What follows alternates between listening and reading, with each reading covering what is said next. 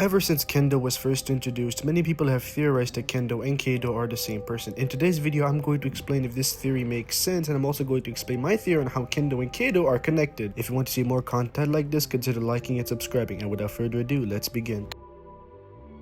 Kendo and Kado are not the same person. Now before you guys say, oh, but the name, the hairstyle, the swords, yeah, no, just because two characters have a similar name and hairstyle does not make them the same person. And the more you think about this theory, the less it makes sense. Now sure, at first glance it might make sense, and that's what I thought too, until I dug deeper and realized there's a couple of problems with this theory. Firstly is the name. If Kendo and Kado are the same person, then why would Kendo change his name to Kado? Now you could say it's because he is disappointed with his past self, but then the next problem would basically throw this one out the water. The time machine. If Kado were disappointed with his past self Kendo, then why not use the time machine to, change the events of what caused Kado to be disappointed in himself in the first place? Or if he really hated his past self, he can, eradicate Kendo. Now you could argue that eliminating Kendo in the past would eliminate Kado, but we do not know how time travel works in Fortnite. For all we know, it can work exactly how it did in Avengers Endgame. Now you're probably wondering, Shadower, if they aren't the same person, then how are they connected? Well, it's simple. They're related. Kendo is Kado's descendant. Now let me explain every evidence that links to them being related.